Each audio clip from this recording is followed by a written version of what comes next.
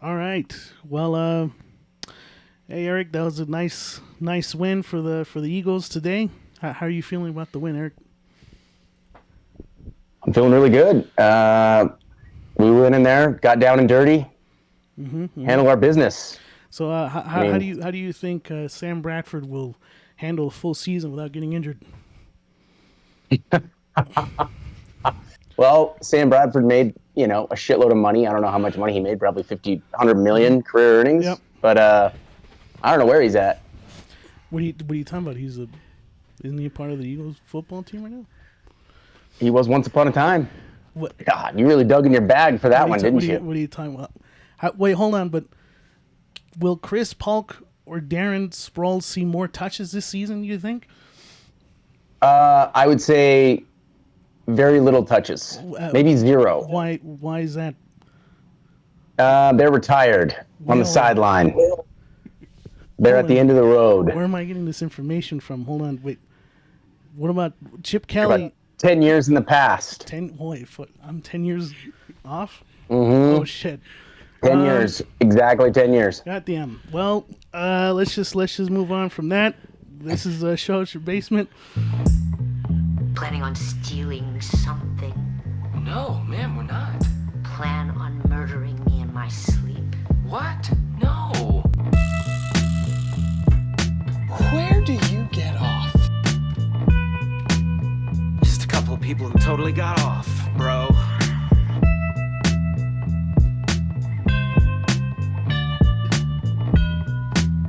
Hey, show us your basement. What? No. I could have sworn that I gotten like some good information about the Eagles, but I guess I was. You know what? What? Next No. time.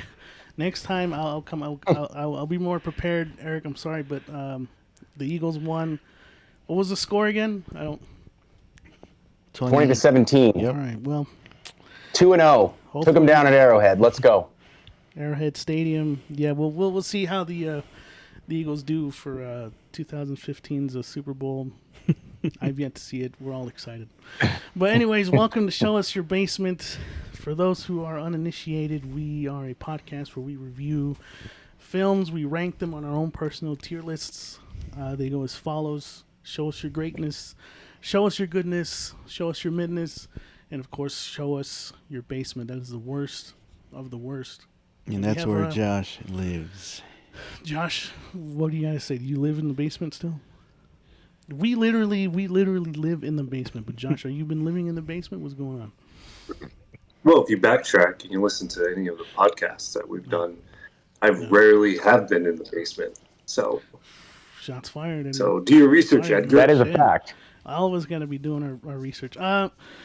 Yeah. Speaking of, we got a lot of episodes. Well, not a lot, but we're getting accumulating episodes that you can listen to right now on our YouTube channel at Show Us Your Basement, as well as Spotify, Apple Music, wherever you get your podcast from. So please check out our previous episodes.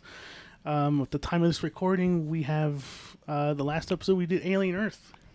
We did our first impressions of Alien Earth, and we talked about Teenage Mutant Ninja Turtles. So if you still haven't listened to that, go check that out. Really appreciate that. Appreciate everyone checking us out. It's been fun, and we're gonna keep it going. So yeah, we're gonna take a little bit of a decompression episode tonight. We're gonna be talking about some things that we recommended to each other. I'm excited for it. This is going to be kind of interesting because we're breaking away from the usual structure. Let's just break down what we recommended for each other before we get into it. So, Josh, what did you recommend Edgar to watch for this episode? Anime movie Akira. Akira? Yes. Classic. Probably one of the best anime films. You agree, Edgar? We have to wait. We'll get into it, I guess. What did you recommend, Edgar, for Josh? I recommended him Ali versus Frazier. Classic fight. Another classic, yes. One of the best boxing matches of all time. And Eric, you recommended me to watch the first 3 episodes of Supernatural, which I have done. I've accomplished that task. So we'll get into that. And I've also recommended Eric to watch one of the greatest WrestleMania matches of all time, which is the first match between Undertaker and Shawn Michaels in WrestleMania 25. It's the first time that they wrestled. So we've all accomplished these tasks. We're ready to get into it. I kind of want to hear what Eric has to say first, if that's all right. I want to dive into your task, your homework for this episode, Eric. Well, let's get into it. So I recommended this to you because I this is personally one of my favorite, if not my favorite, WrestleMania match of all time. I really, really love this match. I think it's one of the best, entry points to wrestling, because I know you haven't,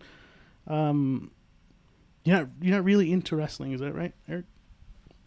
Yeah, I know very little about it. I know nothing about it. All right. I mean, this was like new to me. It's the first time I've ever sat and watched an entire match ever in my life. Damn. Ooh. Yeah. So I hope that I started you off with a good first impression of wrestling with this match. But yeah, what were your thoughts, Eric? What did you think of this match? Of my recommendation. I have no fucking idea what you sent me to watch. What do you mean, like quite literally? You I don't know what I watched. Or what? Oh no, I found the link. Okay. I just don't know what I was watching. Like I don't get it. I don't understand it. Okay. Is it fair to me to say that I saw this coming? I mean, in the back of my mind, I also was kind of worried that Eric was gonna like.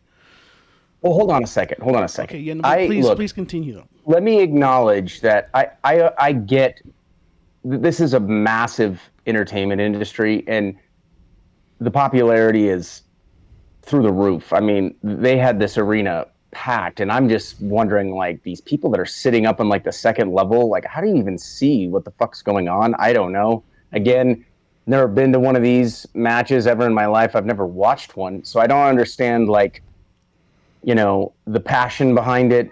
Like, yeah.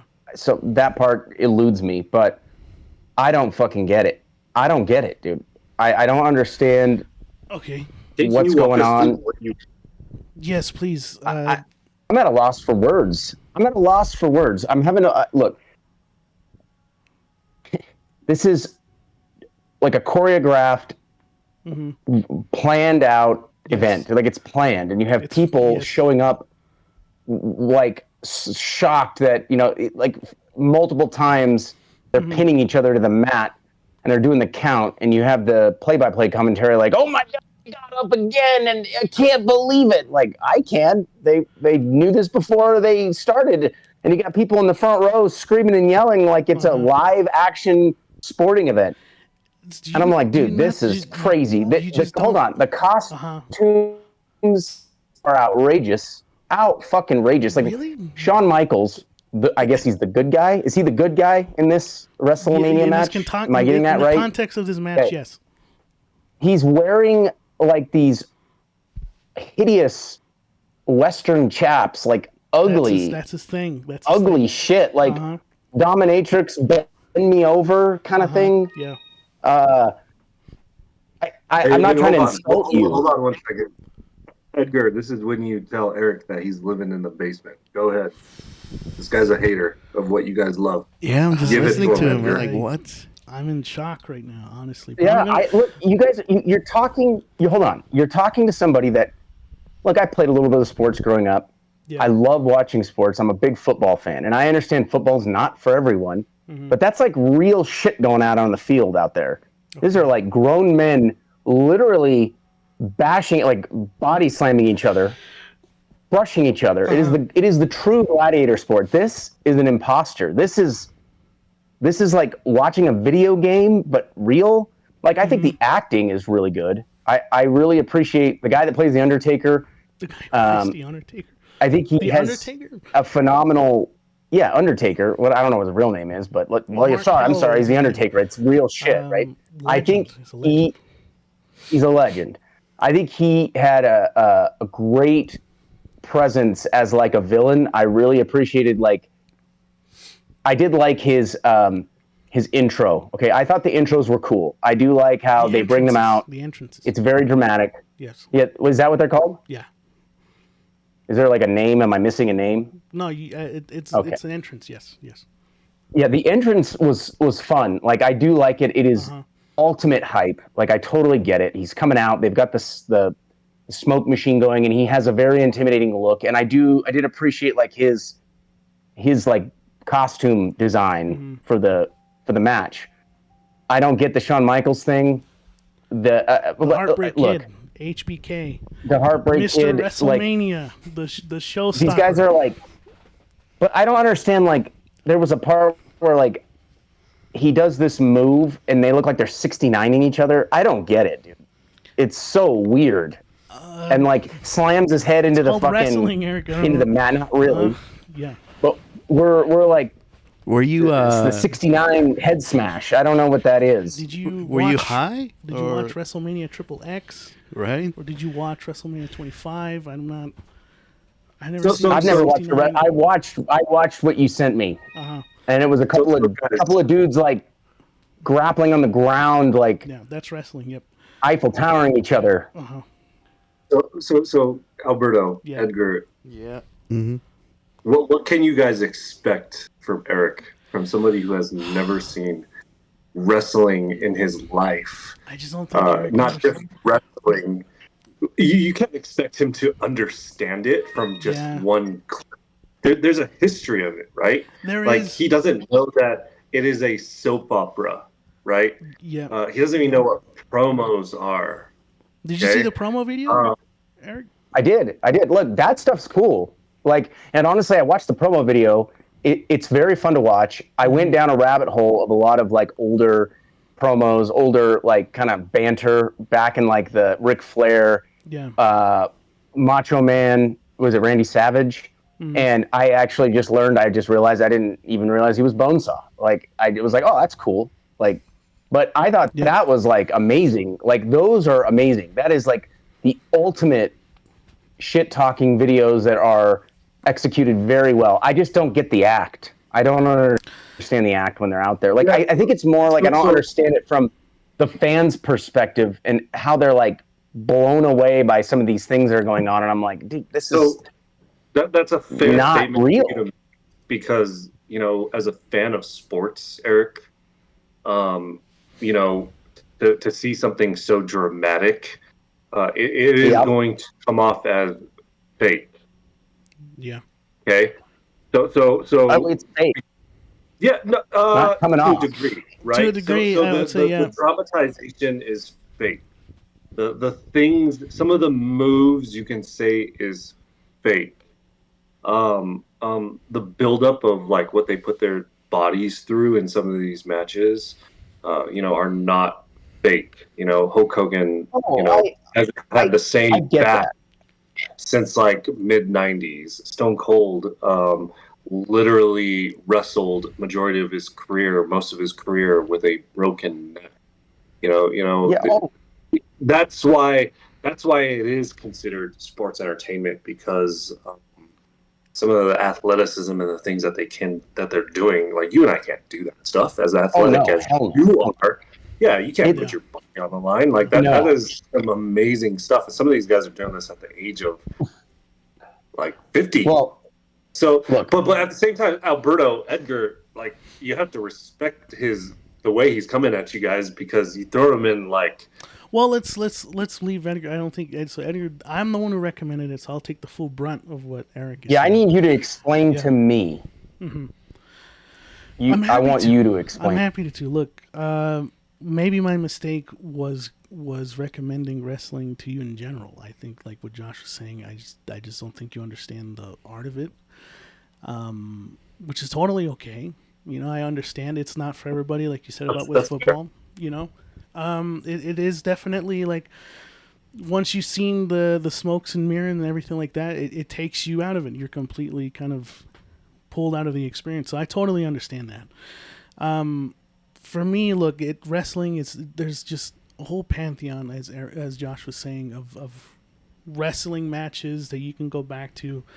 Where I was coming from with recommending this particular match is it's not it's not like a super technical match. It's also not one of the most like violent matches. It's not one of the most explosive matches, right? You got different types of matches like Hell in a Cell, Steel Cage, stuff like that. The reason why I picked this one was because it was the most, at least I thought, the most digestible of wrestling. I think it showed off every facet of wrestling that it can offer. You have the story behind it. You have the athleticism of both these guys. Undertaker and Shawn Michaels, they're like at the peak of their prime. This is like where they're about to like finish their careers. You have a lot of huge spots, as they call them in wrestling, where you got the high flying like moves from the top rope, the finishers and the false countouts and stuff like that. Those are the things that I think is what makes up wrestling, and I thought this match exemplified it really well. But Eric, I feel like you're just coming at it from a perspective of like you just knew that this shit was just fake. You didn't like what, like, you just didn't. What was it about it specifically that you just didn't like get about the match? I guess like were you just taken out of it, or what is it? No, I watched the whole thing, and to be honest, like, I'm glad you asked me to watch it. I am all for opening up every avenue of interest. I don't, maybe I'm being harsh, but No, it's not like, I'm not. I understand. Yeah. Look, dude, there are people out there. I feel like I know a lot of people that like wrestling. A lot, dude. And maybe I'm the minority here. And that's okay. That's all right, yeah. Like, I am by no means frustrated or no, that's a bad word. I was not disappointed of watching this, because I want to be able to talk about this stuff and have a good time and have some banter. Don't take it personally. Oh no, it's not about that. Yeah, I'm not trying to like. Look, it's not the worst thing I've ever seen, dude. It's not the worst thing I've ever seen. I know. I had to watch. Edgar recommended you Abraham Lincoln's Vampire Hunter. That shit was terrible. Exactly. So, and I watched that, and I had a good time watching it. But you paid for that. I didn't make you pay for this match. I paid for it. Yeah. Yeah. So you're welcome. You're welcome. Look, I'm glad you sent it to me, because it opened up this whole other side of like entertainment that I've not been exposed to. Yeah. So, though I thought this was like basement material for me, it doesn't mean that I wouldn't be opposed to trying to kind of see what it's more about what it is. Look, like I said, I do like some of the acting with it. Like, I thought the Undertaker's character was a very good character. Yeah. I gravitated towards him more. I feel like he really sells that role. So that was done really well. I think it's just listening to the play-by-play commentating, because I watch sports all the time, and so I'm used to that, and I'm just like, wait a minute, what are we talking about here? Like, it's more performative. Yeah. Anyway, so you just it's performative. Yeah. So okay. Look, I have a lack of understanding of what it really is. So I don't look. I'm not at all like trying to sound like an asshole. I don't get it. As a guy that's watched football, the gladiator sport, my whole life, you know, when a guy breaks his leg and that shit, he's out for the year, and that's going to impact the team, and it maybe impact the results of the season. With football, it's, you know, there's high stakes, whereas with wrestling, you're just looking at high stakes. There's no stakes at all. You're looking at it like that. Right. Like, I know there are stakes to people that follow these characters. I get that. Yeah. Football, it's like you go into it, you don't know what's going to happen. There are so many different like elements of the game that are going to happen. It's like they say it's a game of inches, and if you ever watched football, and it's very hard to get into the sport of football if you're later in life. It really is. Like, it's kind of complicated to understand with penalties and plays and like positions, because they play so many positions, and it can be daunting to try to figure it out. So I understand if you're not into it early, then you're not ever going to be. Yeah. And I totally get that. Yeah. But I think it goes back to what you're saying, the stakes. Like, today, watching the Eagles play, I had no clue what to think. I was on edge. I was like, dude, I don't know how this is going to look. We didn't look great last week, even though we won. But I'm like, oh, God, I don't know what to expect. When I went into this, I had a feeling that The Undertaker was going to win, because, well, he's never lost, and there's a reason why. I'm sure that this is somewhere it's like preemptively, right, it's like preemptively planned, kind of, you know. But it doesn't take away great acting. I do love the fan engagement. That part I liked. The crowd was hype. That's good, and that like helps an event when the people are just fucking going crazy. So I think that is always like fun to like see, like people like be very passionate about it. But just for me, I'm like, God damn, I don't know what I'm watching. This is just fucking not in my not my zone. My end goal with this was even if you liked it or didn't like it. My question to you is: are you open to watching another match? You know what? I think I am. I'm open to it for sure. So I'm open to it for sure. Because like I said, I went down the rabbit hole of the promos, and there are some excellent. Like Ric Flair, dude, guy had me dying. Like Randy Savage, dude, the way he's like, just dude, that's like high level acting. So that part I like. I think it's just when they're out in the arena, it's like you can just kind of, for me, I can see like where in football a guy gets hit, he gets fucking popped. Where in this, like, I understand this shit's not easy to do. It isn't, but there's this like lack of intensity for me. That's it. I'm used to like. I think for me, a mission accomplished. I know you didn't like it, but if you're open to watching another one, I think I did my job, to be honest. Listen, keep coming with the weird shit. I'm telling everybody in this right now, like when we come down to these recommendations, give me something out there. I'm all for it. I'm open to it. I don't want to see something I know, like that's the reality is I don't want to watch something that's like I already know kind of, you know. Yeah, and look, it didn't take away from my experience with the match. I think that match is fucking amazing. And like you said, you're in the minority, and so I understand. And I appreciate hearing from someone who just didn't like it or just was taken out of it, you know? So, because it is such a widely loved match by the fans, I'm always open to hearing what other people think of it that just didn't enjoy it, you know? So, hey man, they all can't be winners with the recommendations. That's totally okay. I think it was a winner. Yeah, in a way, yeah. I mean, like I said, how do you rate it? Oh, it's basement for me. It's still basement, though. Huh? Yeah, that's. I mean, it doesn't mean I won't go again. I'm just saying, like for right now, like that's where I'm at. Just I don't understand it yet. We'll get you up from basement, Eric. I feel like. Yeah, look, I'm down. Point, you will like wrestling. I'm a team player, you know. Yeah. You already know. Damn. All right. Well, I was hoping we'd be able to talk more about like the moments and the matches, but the only thing I heard from you was the 69ing from Shawn Michaels and the Undertaker. So that's all right. You know, we're not gonna. Tombstone, Eric. Tombstone. Yes, the Tombstone. Okay, whatever. The Tombstone. Come on, man. The pile. Oh, they were. The only thing I would say is like he's ranking one of the best matches in the basement. I know, that's crazy. That is crazy, but honestly, I here's my guess is that when I show him more of the wrestling stuff, if I do, I think he might be in retroactively would put the Shawn Michaels Undertaker match a little more higher once he sees more of the, I don't know, worse matches, more weirder matches. I'm up for the challenge, Alberto. Hey, I'm up for the challenge, dude. I will do it again if you want me to. I'm up for the challenge. You already know. Sounds good. Sounds great. So I was tasked with watching Supernatural and watching the first 3 episodes. Now this, I think, how many seasons does this span? Like 11 seasons or 15? 15 seasons? Mm-hmm. Yeah, what the fuck Too did many, I watch, Eric? What did I watch with this show? Because I honestly could not understand what the fuck. I know all of this shit is fake. Okay, like this was not. Have you heard of the show Constantine on CW? That shit only had like 1 season. It was completely better than Supernatural. No, I'm just kidding. Look, listen, let me actually get into what I thought. It's very difficult to recommend TV shows to each other. I think I think we agree on that. That's why it's like it's gonna be very rare if we ever like recommend a show, because you can't judge a show off of just 3 episodes. So I'm not going. I agree with that. I'm not gonna say that I hated it or whatever, but I did pleasantly enjoy it. I did like the first 3 episodes. If anything, it did make me want to continue watching the show.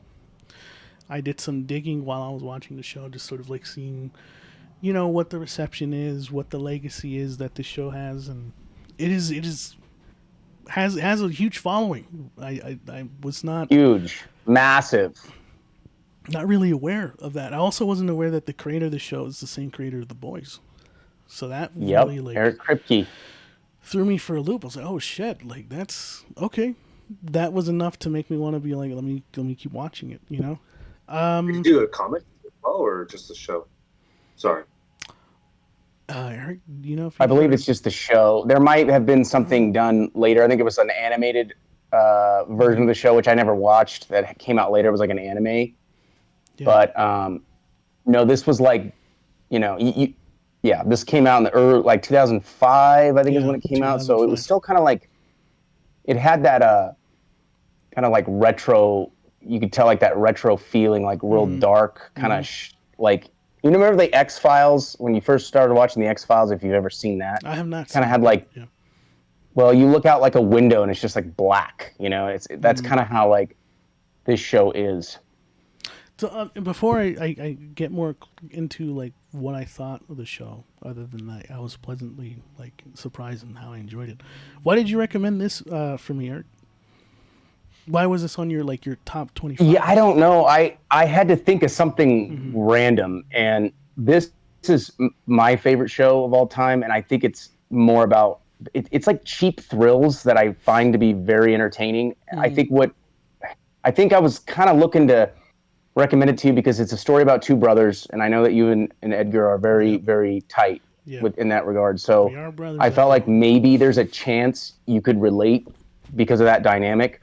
And I think if someone is to continue, you've only watched 3 episodes and maybe you don't watch anymore, but if you continue to watch the show, my opinion about it is, though it's cheap thrills, the story and the way they write it is really heavily on those two characters to carry the show and the way they embody the roles. I think Jensen Ackles is my favorite character in that show. The way he plays that older brother role is, I don't know, there's something about it. You just get real attached to the characters. And I mean, it went 15 seasons, dude. You can't make a shitty product and go 15 seasons. Now, I will say this. I know you only watched 3 episodes, but I'll just say it. Seasons 1 through 5 that is the story arc. It could have ended after 5 and it would have been fine. Yeah. But the popularity was so massive, they couldn't stop. So really, to me, the first 5 seasons have a great story arc that it connects from the first season to the last episode of the 5th season. So, and it's hinged really on those two brothers and their dynamic and the way they kind of have to navigate like their differences. And it's I don't know. I think I was shooting more for like, maybe it's relatable in a way. I'm not saying you and Edgar out there hunting we're not monsters hunters and shit like that. Right, but you would think, like, when you're watching, like, man, that'd be cool if you could really pull that off. You just drive around in a 67 Chevy Impala and smoke monsters all day. Like, that would be cool if it was real, but it's not. Yeah. But I think it was more for the. I think that it's kind of like listed as like a horror, kind of like a horror thriller mystery-ish kind of show. So I felt like I was like, okay, well, that's in your wheelhouse. And there's the family dynamic. So I tried to pick something that I was like, all right, I don't know if Alberto's really going to like this because I think you have a very deep range of what you like. Like, you have a lot of quality. You're very, like, detailed about the qualities of things you like. And I always appreciate those opinions. So I was like, I'm going to take a swing and maybe challenge you a little bit on this show. Yeah. Although I do agree, judging a show off 3 episodes, it's impossible to do. Nah, this felt like just like an appetizer. Really, it didn't really. What were your initial, like, through the 3 episodes, like, what stood out to you about the show and the characters? You brought it up earlier, Jensen Ackles. Am I saying that right? Yeah, I think it's Jensen Ackles. I can't say his name. Yeah. Fantastic. He was the standout for me. I really liked his character too. He was very he stole the show in every scene that he was in. So I really appreciated every that. Scene. The mythology of the different kinds of like urban legend and like myths that they bring into the show, and they tackle like the Wendigo for the 2nd episode. Actually, that was probably my favorite. Yeah. Yeah, like I appreciated the pacing of it as well. It feels like there's kind of, I wouldn't say boilerplate, but I don't know if that's the right word. I'm using the right word, but like there's a 3-act structure within every episode that they're just always hitting the same notes for everything. You know, it's like I'm always waiting to see what's going to happen in that 3rd act of the episode and seeing how it all culminates. So it definitely grabs my attention in that way to see like what's the mystery behind it. Kind of feels like I hopefully it's not like a harsh or like a. It feels like a Scooby-Doo, kind of like for adults. I don't know, like it just kind of like one of those. I know what you mean. It's just every episode is self-contained, but it also has this overarching arc with the brothers and stuff like that, them finding their father. So I don't know. I really liked it. It did remind me. I did bring up Constantine, which I don't know if you guys have watched. It felt kind of like that, which I know Constantine probably took from Supernatural, but that kind of format I really enjoy, even if it does kind of seem like it's just sort of, I don't know, like you said, cheap thrills, right? It's just not.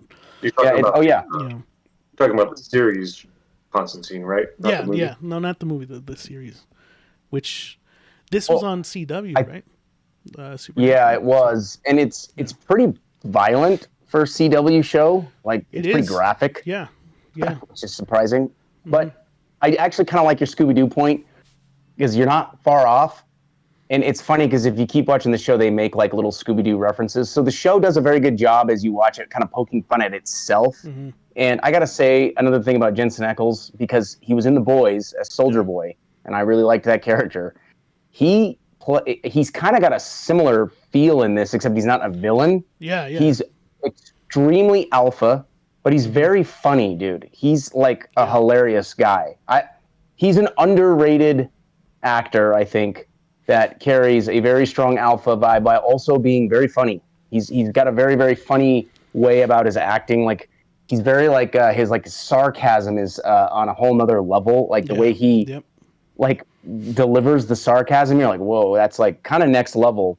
But look, I'm actually surprised that you were into it, and maybe if you stick with it, because the story does get very deep. Now, I will say, I'm going to warn you, because this is a fact, and as a fan of the show, I'm going to criticize it a little bit. It does have probably too many fillers. It does too many. Like, they could cut some of that out, but some of the fillers like they still kind of tie it to the story somehow. But it feels like they could have trimmed a little bit of the fat off of some of these 20 plus episode seasons. They could cut out like 5 of them or so, or maybe a little bit more. But yeah, I honestly, I'm surprised. I don't know, where would you put it? Like for 3 seasons. Oh man. Excuse me, 3 episodes. Where would you put the 3 episodes? It's really almost like not fair to rank it just because it's just 3 episodes.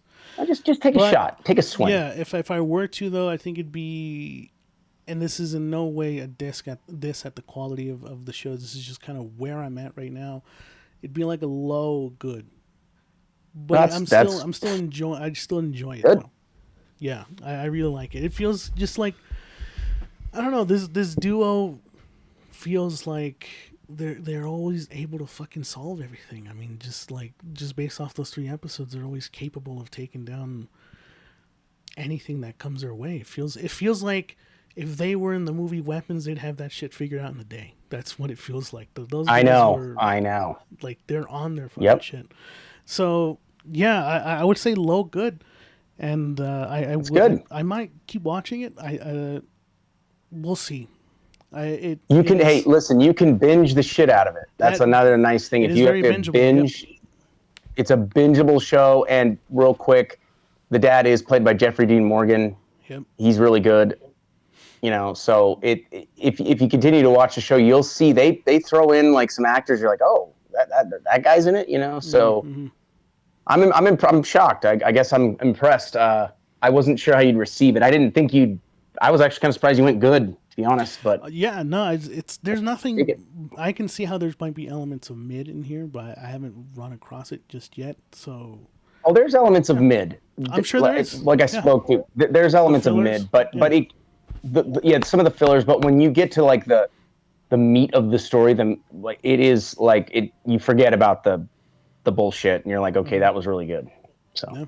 No, so yeah, I would say low good. Thank you for the recommendation, Eric. I think that was a good recommendation. I liked it. So, It sucks that Shawn Michaels and Undertaker in the basement, but hey, in a way, Undertaker lives in the basement, so that's okay. So I think he's right at home. So there you go. You got to find the silver lining, right? That's right. Let's move on to Josh and Edgar in your guys' recommendations. Edgar, do you want to go with Akira? Do you want to hear what Josh has to say about Muhammad Ali versus Frazier? I'm open for both of these. I'll go. You want to go? Yeah, I'll go. All right, let's talk about Akira. I watched this yesterday. Uh-huh. And First off, Edgar, is this the first time you've ever seen it? yes. Mm-hmm.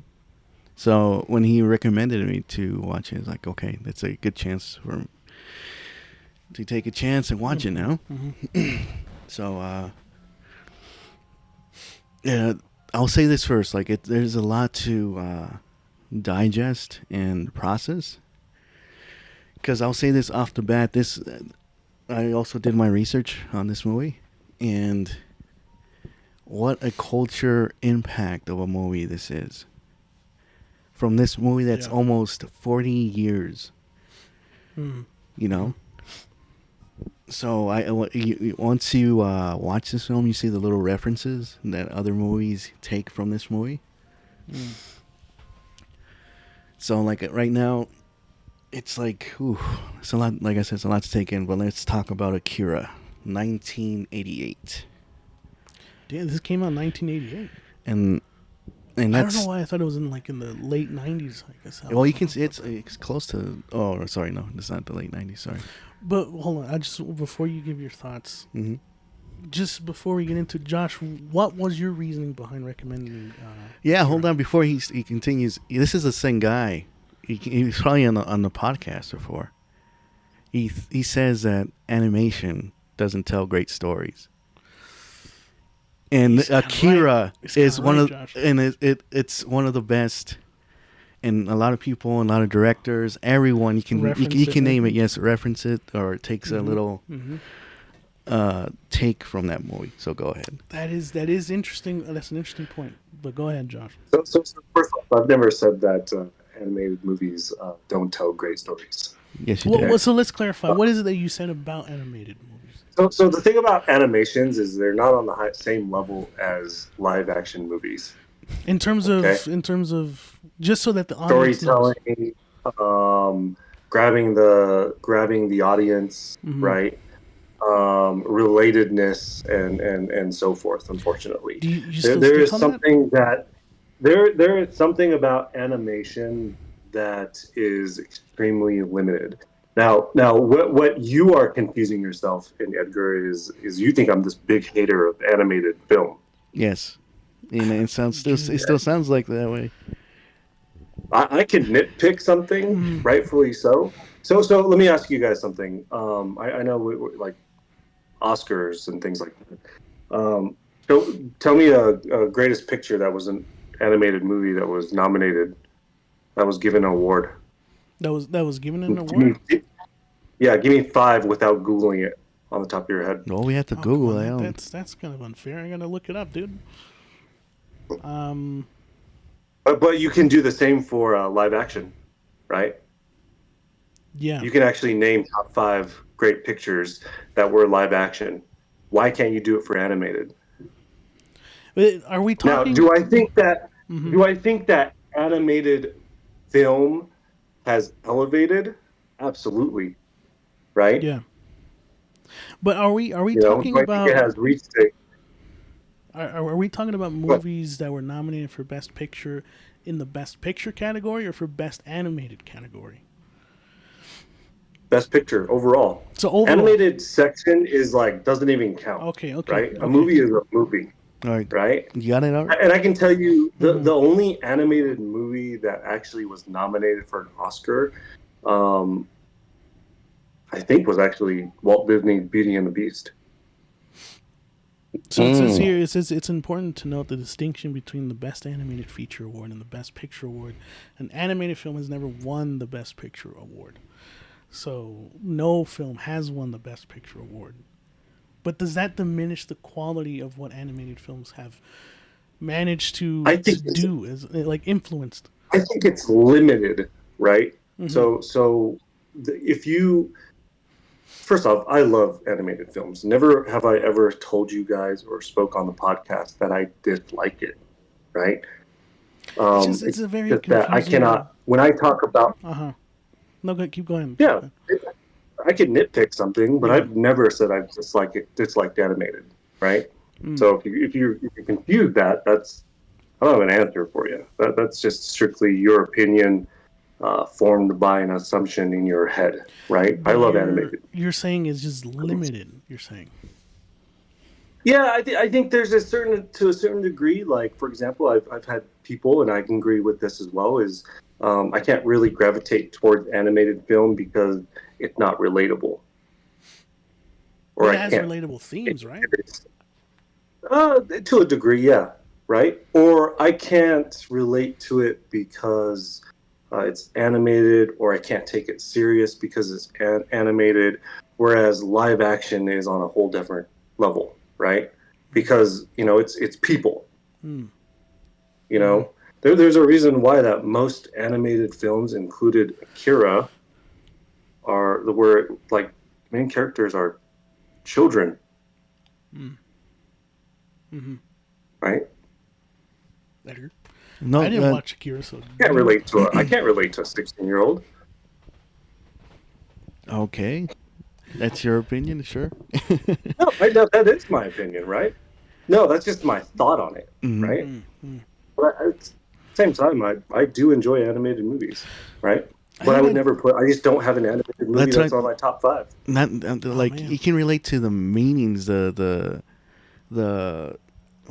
the message you're trying to send. You don't have to relate to the 16-year-old. Every animation story has its like something to say. As a storyteller. Yeah.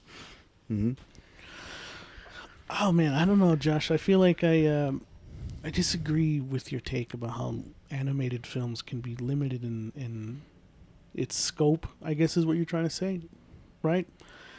I don't know, man. I think about all the animators and the people who work behind these films too. Like, you have to take that into consideration. I think that's a huge part I do too. Absolutely. Yeah. And it's getting a lot better. Absolutely. But when somebody cries and gets hurt, let me put it in this perspective. Okay, let's not talk about relatedness. Talk about like the impact of somebody getting hurt in a situation and you feeling for that individual, right?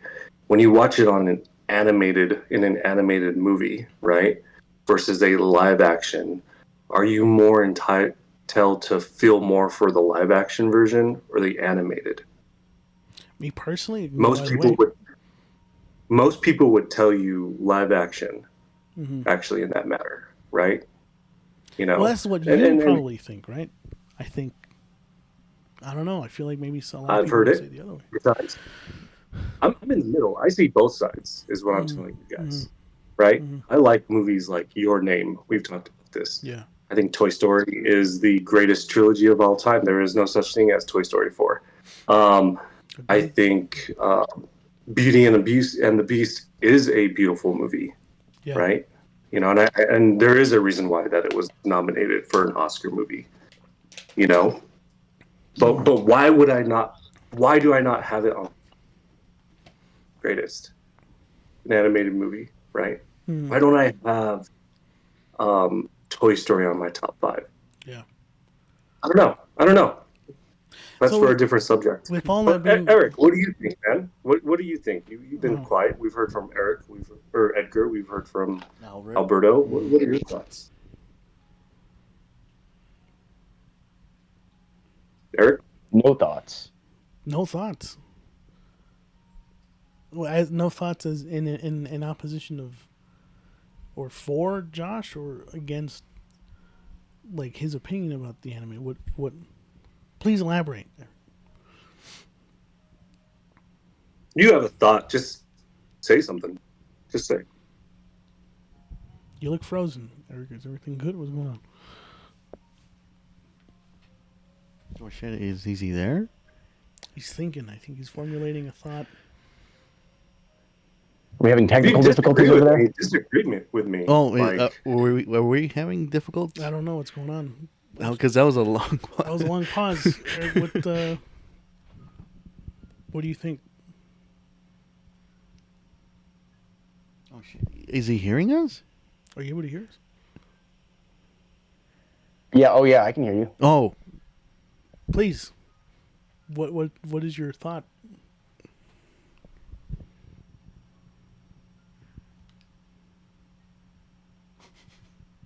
I think there's like a issue with the mic, maybe. With my mic? With I think Edgar's having some mic issues or something. I can hear him kind of in and out, but hello? it's just kind of like, oh, there we go. No, I can hear him now. Oh, okay. I can hear everybody. I think it's just issues on your end. Yeah. Oh, okay. So we just continue then? I don't. I think we're good. No, and I apologize for getting on this like long tangent of my thought process. It's an interesting one though. I like it. But I'm just clarifying. In no way am I a hater of animated movies.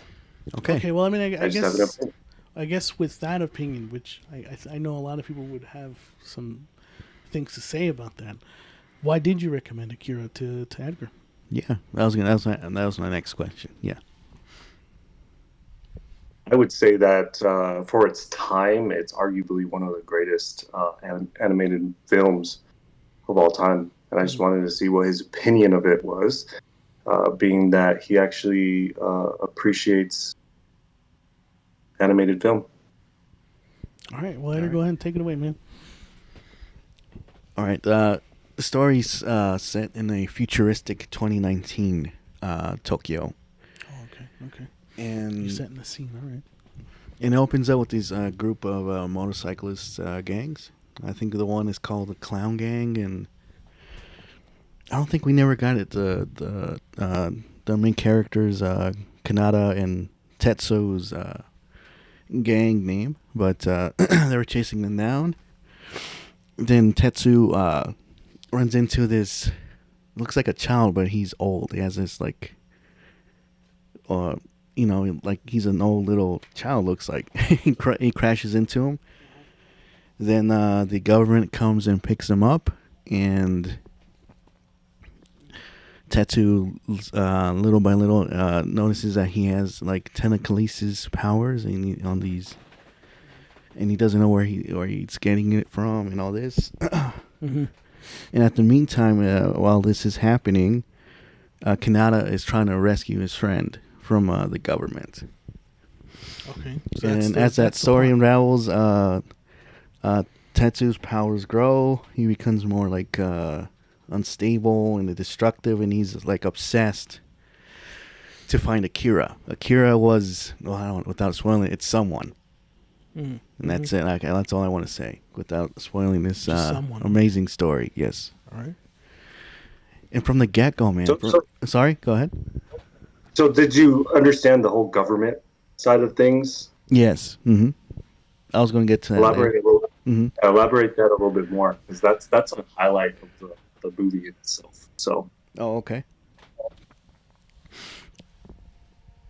No, okay. With Josh wants to give. They were the ones that caused basically the explosion that happened in Japan, and they covered it up because they were experiencing in these kids, you can say, and giving them technical powers and all these telekinetic powers. Yes, and Akira was one of them that unfortunately had, or you can say he had ability to control it, but he lost control at the same time. Mm-hmm. He was one of the kids that had it first, you can say. Yeah. So they're trying to replicate that with Tetsu. Because they think he's the reincarnation of Akira. And Tetsu is trying to find Akira because they have him stored away, like in a bunker. So they do have Akira, and that's his whole mission, is to find him. Interesting. Mm-hmm. Okay. All right. Like I was gonna say, from the get-go, this movie grabs you with the story and the setup. And it's from the 5 minute mark. You get that the amazing iconic scene that everybody knows from Akira is that slide with the motorcycle. Yes, such an iconic. Even I know about that shot, and I haven't seen the film, so. Yeah, so there's like a lot of deep. Like I said, it's a lot to process because you can interpret this story in many ways as you want. It can be like how Japan has recovered from the bombing from the World War II and all that, and how they're it affected the people from Japan. Like I said, it has all these deeper meanings behind it. So that's why I was like, I'm still processing it. Yeah, it's a lot to take in. And like I said, the story it's very well paced for a 2 hour fucking film. I'll give it that. 2 hours. 2 hours. Okay. And you didn't consider it a hard watch? No. Oh, really? Not a hard watch. Was it a hard watch for you, Josh? Or?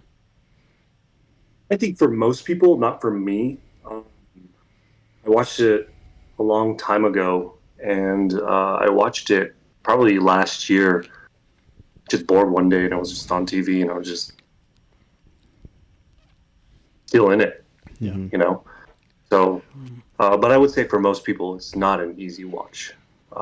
It's also not that it's hard to understand. Mm-hmm. Would you agree with that, Edgar? No, yeah, that's why I said it's still like. Feels like it's a lot to take. A lot of themes here. A lot of themes. A lot of meaning. Yeah. So it's one of those movies like you have to watch over. It's another second viewing to understand because there's like I said, it has a lot in this story. Yeah, if you're not engaged in the movie at all, or if you're busy doing something, you have no idea what's going on in this movie. Like literally missing out in 5 minutes of the movie, you can just lose sight of what it's about. Absolutely. Okay. Damn. Like I want like the first 40 to like an hour or so, they dump a lot on you. That's what I mean. Well, not in a bad way. Like it tries to tell you a story here. So you have to take that in consideration, and you have to like you have to like how Josh, you have to be in it or you're not. As the story progresses. So I have a question for Josh. This movie, having been very widely regarded as one of the greatest animated movies of all time, and I know, so this is on your list of like top 25 like favorite things, right, Josh? So it actually was. Is this a movie that you would like retroactively like nominate for like a best picture? Would this be something that? Oh, good question. Yeah. Is it like if there's any movie actually you have to keep in mind this movie came out in 1988. Okay, it had a budget of 5.5 million. Okay, what animated film had a budget that high? At the time, I wouldn't know.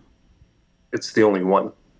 Damn. Right. Yeah. And what makes this movie so great, and I think its flaws were it was just such a hard watch in understanding what was going on. Yeah. It was forgettable.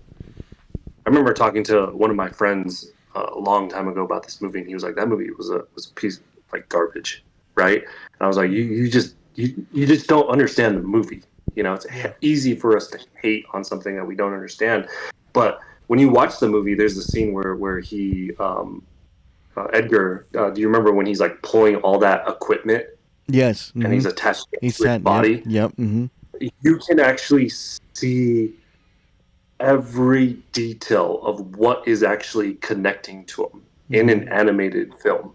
Yeah. And usually in an animated film, especially in its time, it's like blobby and you can't even see it, but you can actually see like the concrete, the electrical wire, the barbed wire, like everything being pulled into him to like create himself bigger and make himself more powerful, like visually animated. there's just a lot going on, and you know, contradicting myself, obviously, like the human relatedness of it, the government's, you know, hiding.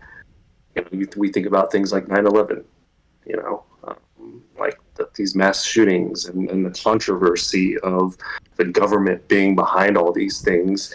This movie is the definition of that as well, which makes it so interesting. Mm-hmm.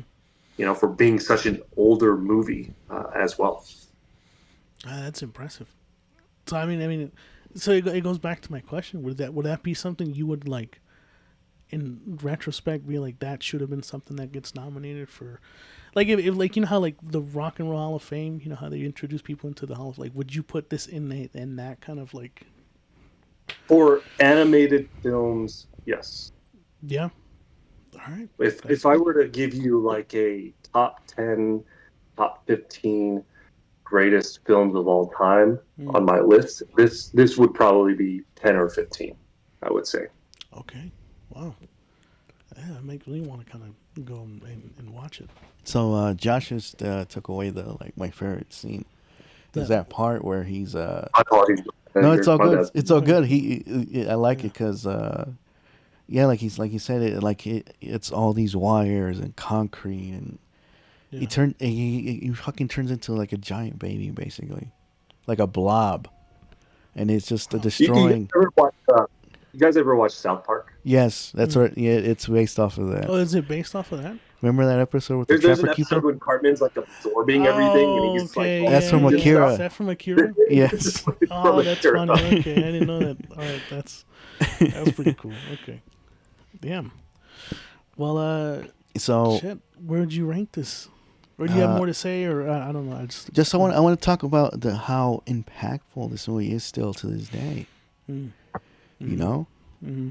I was like doing my research, and I was saying like if it wasn't for this film, and for the early '90s, for anime shows like Dragon Ball Z and Pokemon, it wouldn't exist for this movie here. It set the path for other movies with that same tone, like Ghost of a Shell and Perfect Blue, and so on. You know, the list goes on with those type of movies that has mature themes. You know, and not just mature. Well, yeah, I think you're actually absolutely right, Edgar. You know, everyone that was in the animated film industry at this time had to simply up their game because of this movie. Wow, really? Mm-hmm. That's crazy. Like the movie, it finished before the manga did. Like it was like all this going on, you know, and oh, sorry, I got distracted. And and it lists all these films. I was like, what, really? The Dark Knight is in there for Akira that got inspiration. Inception, The Matrix, Stranger Things, where I can see how influential that was in Stranger Things because of the telekinesis powers and all that. It's set to for Final Fantasy, Metal Gear. Oh, I can see those. Like all these, like wow! I didn't think it would be so impactful. This movie, you know. That's crazy. That's just like one of those things with like Berserk, with the anime and how influential it is, and throughout just all media. It's just Akira is also one of those things or one of those movies that definitely, like, you can see its influence in everything that came after. Like kind of Josh said, it just everyone had to step up their game. Yeah, so, definitely makes me want to watch it. Eric, I know you're not like a huge, I don't know if you've seen anime or a huge anime fan or whatever, but does this make you want to like watch this movie, or what are your thoughts on it? Oh, I think anime is bullshit. Really? Anime or animated? I'm just joking. Okay. I'm kidding. Okay. I'm kidding. I actually, I will say this. I've not watched enough anime, but I have watched some. I watched one a long time ago when I was young called Vampire Hunter D, I think it was called. Yeah. And yeah. I really enjoyed that. Really liked that. So I don't watch a lot of anime, but my interest is very piqued in it though. So I, just kind of hearing what you guys are talking about with this one, it kind of makes me want to watch the movie now. Like I appreciate the art in it, and especially like some of these older, animated films from the 80s and 90s. There's just something about like the nostalgia, the way they executed it. It's like I wish we were still doing more of that on a larger scale, because now everything's kind of shifted to kind of, now it's like hybrid kind of three-dimensional with kind of animated artwork, and it's fine, but I really do. I feel like sometimes when an animated film is on streaming, I kind of always want to click on it and I watch it. I just don't know enough about it and where to start, really. Yeah. Interesting. Yeah, no. Did anybody else? Did anybody else notice that Eric was pretending that he to have like technical difficulties to avoid that question earlier? Anybody else notice that? I noticed that Eric is. I mean, I could not hear Edgar talking. I don't know if maybe it was, I wasn't. Even you couldn't hear our. I don't know. Awkward, huh? So I'll rank it. Because it's like it's one of those movies. Like, again, you have to rewatch, second viewing, third viewing.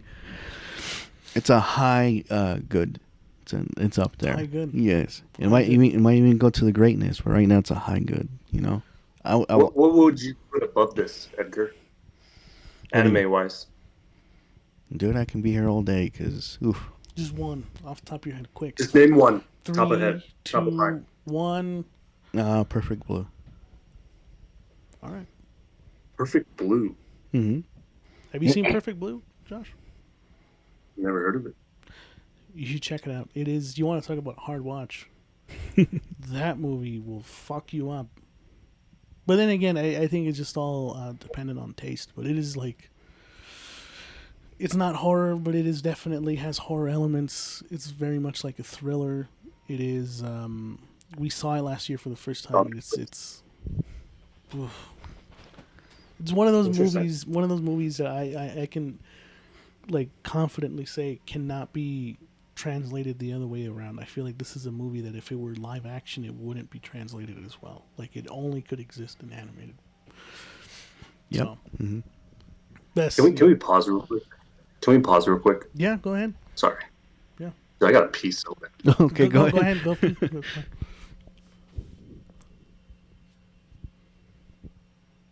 Damn. What? We're in an hour in. That's good, right? Not bad. Yeah, it seems all right. Yeah, seems about right to me.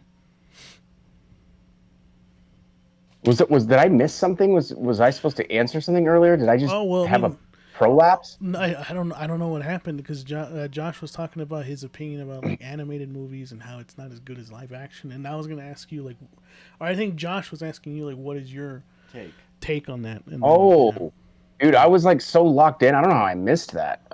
That's on me, because I thought like he was. I think he said Edgar, so I didn't respond. So I was like waiting. Okay. Yeah, no. I don't think he said my name, because like that's why I was like, why is there I can't hear Edgar talking, but okay. I think you guys maybe I misunderstood it. I don't know. I thought he said Edgar. I don't think he probably if he said Eric. Good.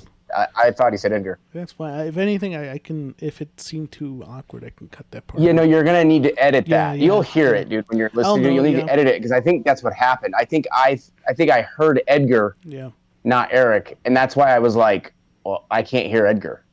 Oh, okay. I thought Edgar like checked out or something. I didn't know what was going on. Yeah, that's my fault. I'll take accountability here. So guys, because I'm petty and I like Googled like what like animation versus live action. Do you guys want to read it real quick? Sure. You want me to read it real quick? Go ahead. Because I want you guys to understand where I'm coming from. Because wait, are we recording or no? We're not recording. I don't want to do it. Recording. Real quick. So historically, most animated films have been considered weaker than live action due to factors like audience perception, difficulties in capturing realistic human emotions, and constraints imposed by production technique. Here are some key factors that hold the movie back. less believable emotions, traditional perception as perceived as childish, difficulty with realism, and the changing of landscape. Where are you getting that from, Josh? I'm curious. I literally Googled it. It's Google AI pulling up so it's every AI. information on the internet. It's Yeah. I don't know. I don't know if you want to take information from AI, Josh. That's like. Well, here's the thing about AI is it pulls off information throughout the entire internet. Yeah. So you can't disregard the source, right? So that's it in a nutshell. But that's what I'm trying to say is it's hard to relate to the emotion. Like there's a reason why it's limited, right? But I don't want you to think that I hate on animation. So why do all these people still take away from animation and put it into their films? How many people are you talking about? The movies I just mentioned, The Matrix, Stranger Things. Matrix is a live action film. But it's inspiration from Akira. Huh? It's got inspiration from Akira, though. I don't disagree, right? It does, right? But like, why hasn't animation won Oscar films, right? Just because you believe and you are touched by animation doesn't mean others relate to you and agree with you in that matter as well, right? I don't know. I'm still disagreeing, but yeah, everyone. No, I know. Yeah. You guys have every right to disagree, right? Like, but bottom line, where I'm getting at is I'm not a hater of animated film, right? I just understand. I see both sides. I actually agree with this. Okay? I'm more touched by a live action film of somebody getting hurt versus animation.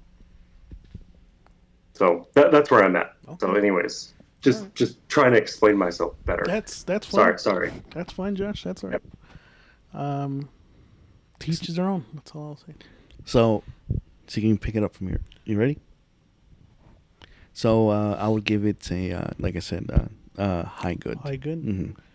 All right. That's still a good ranking, I think. You know. Let's move on to the last recommendation of the night. Josh, you were recommended Muhammad Ali versus Joe Frazier by Edgar.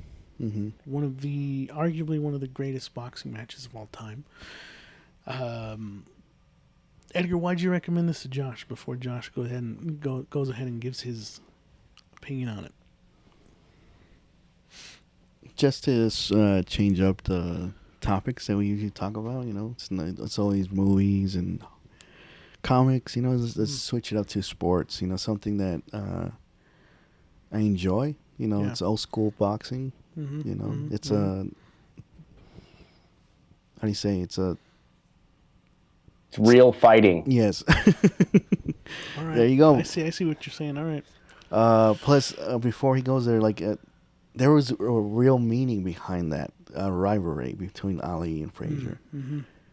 There was some too with Shawn Michaels and Undertaker. There was a lot at stake with that match. Like you can see it in the match. Like Frazier was going after Ali. Like they were gonna go.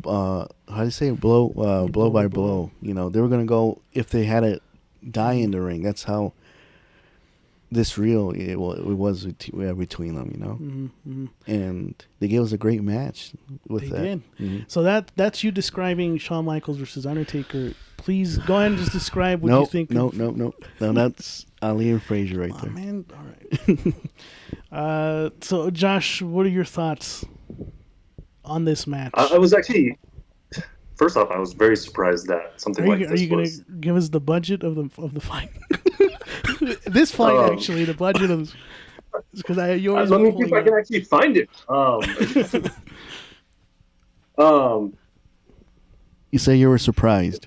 That's where you left. I was actually extremely surprised because, first off, I would have never guessed that you, Edgar, were a fan of boxing. You know, I guess my question to you is, what resonated or piqued your interest in this? What year were you born, Edgar? 92. You were born in '92. This Yes. match is a 1971. Damn. 70? Yeah, this is a 1971 match. Yep. You You were know, 25 then, right, Josh? I was actually 30 in 1971. Damn, But dude. Fuck. no, Oh. but my question is like, you know, why are you interested in this match before I actually talk about my thoughts? I just explained it like it. I was trying to find like a quick like behind the scenes between these two. You know what led up to it.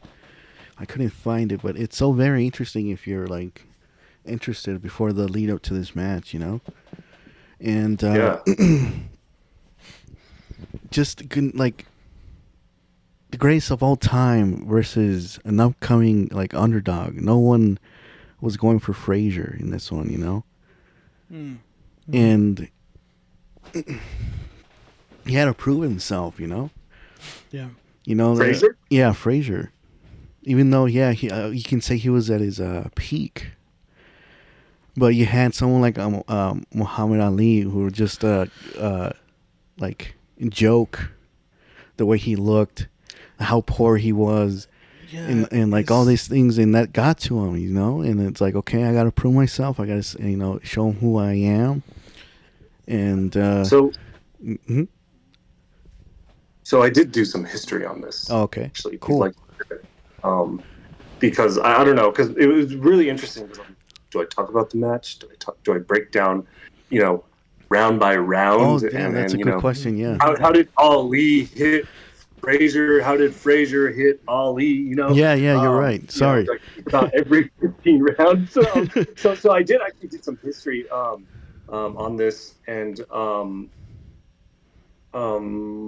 where do I start? 1967.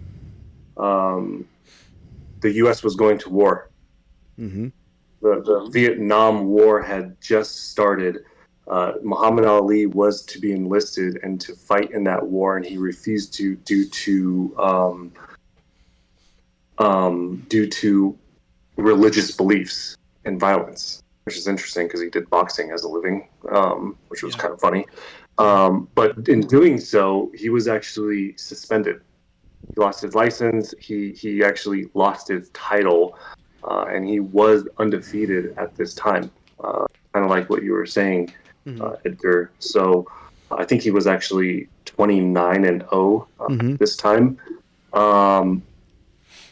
He was actually out of the game for 3.5 years. That's a long time. Yeah. Got his license back, fought for it. Muhammad Ali made his first debut in 1970 against actually Jerry Wary. Mm-hmm. I butchered that last name. But this was actually a very interesting match too, because Muhammad Ali was, yes, undefeated. This was the match that actually that would lead up to the Joe Frazier match. But they expected Muhammad Ali to lose this match simply because he was out of it for 3.5 years. He was getting older. They didn't think he had it potentially. And then he actually ended up winning in the third round. And then after winning this match, it did lead up to the Joe Frazier and Muhammad Ali match. And what really makes this match interesting is you say that Joe Frazier was the underdog. He was actually 26-0. Okay, he was 27 years old. 23 knockouts. Crazy. Damn. Okay.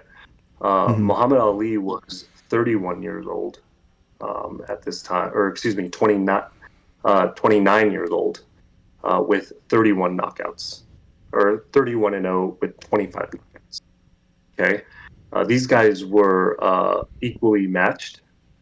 And this is actually called the fight of the century because they had two of the greatest boxers going head to head with each other. I'm gonna do a quick real pause. I gotta step out of the house. I gotta use the bathroom. I'll have Edgar sit in this chair here so you can keep talking to him. So I'll be right back. Okay. All right, hold on. Are we still recording? Yeah. Okay. So Just switch me sides. Okay. Okay. All right, continue, Josh. yeah, we had two of the greatest fighters that were undefeated fighting in Madison Square Garden, which was and always literally the greatest place to perform, fight, and so forth, right? Now the interesting thing is I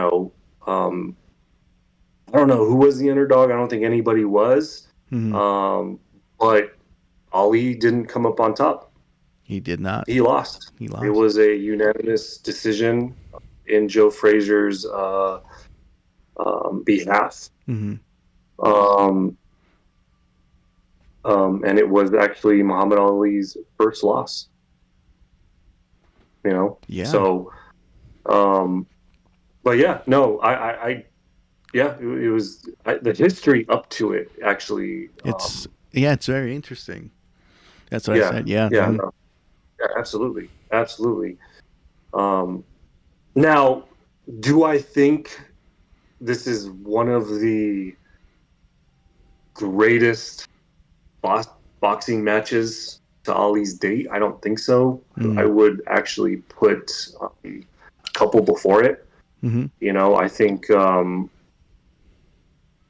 Sonny Liston was actually, I'd put this ahead. Obviously it has the popular pose.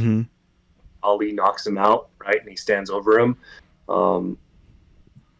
If my memory serves me right, he actually won his first title because of it. Yes, his first title. Yes. If I'm wrong, right, against Liston. But I would also put George Foreman's match against Ali as one. Rumble in the Jungle, yes. The Rumble in the Jungle, right? The rope-a-dope. So, so to me, this is show us your goodness. Do I think it's the greatest out of all his fights? No. No? Okay. But I think it's a good choice. Absolutely. Yeah. So, it's a hell of a good movie, and I think Will Smith definitely portrayed Muhammad Ali very damn good, in my opinion. So, did you enjoy that movie? Would you guys say that Muhammad Ali is one of the greatest athletes of all time? Yes, of course. What about you, Eric? I've not ever really watched boxing much, so I don't really have much of a take on it. I do think that boxing has a very strong legacy, and I think it's kind of been pushed to the wayside with how the UFC has evolved over the last 20 years. It's kind of taken a back seat, but I remember. The thing about UFC is that it's not just boxing; it's mixed martial arts, right? Yeah. So I think people just have gravitated to the intensity of it, which it's a shame because boxing always had like these marquee matchups for years and years and years, and so many great names, great title fights, and it's kind of sad to see it. It's not dead, but it certainly has taken a back seat recently. Yes. For the last 20 years. I agree with Eric with that one. In terms of boxing. So these fights that you're talking about, this particular fight you're talking about, it's going to live on forever. I don't watch UFC. It started when I was, I don't know, in my early 20s, and I was, it was just like getting into some new sport. Like it was kind of hard. It's kind of like I explained earlier. If you're trying to get into football now and you're in your 20s, it's hard, So, I don't know if UFC has like the same memorable like fights. I don't know if the legacy is quite the same as boxing is now because it was by far one of the more violent sports for so long. Two guys just punching each other, right? It's that simple. So I could be wrong about the UFC thing. I don't know the sport well enough. I don't, but it does seem like we always go back to these legendary characters where they've made film about them, and it's too bad that it's kind of reached, I don't want to say the end of the road, but it's not where it was, 30, 40 years ago. Yeah. And when I look at like is such a good choice because when I look at like the Mount Rushmore, it's so funny. We've talked about this before, and like, you know, with Kevin Smith movies and things like that. But like greatest athletes of all time, you know, I would do, you know, Muhammad Ali, Michael Jordan, Tom Brady, and you know, the Undertaker on that Mount Rushmore. Thank you. Greatest athletes of all time. I was waiting for someone to put Undertaker on there, dude. I mean, Mark Calloway is just such a powerhouse, and it's a shame that Eric didn't really click with it. We'll get you into it. I'm gonna show you the buried alive matches that Undertaker's had, and you'll see. You will like. It was Shawn Michaels when he broke his back. Yep. And that was real, Eric. By the way, it was real. Made me cry. So. Well, hold on before.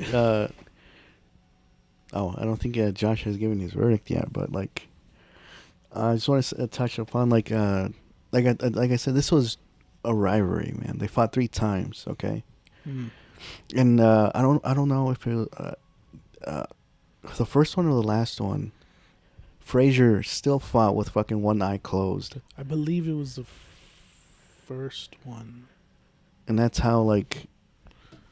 He wanted it. He wanted to beat this guy because, like I told you, he went after his family, man. Yep. You see that too in UFC, right? In every other sport, but like this was a different time. Yeah, so it was definitely more.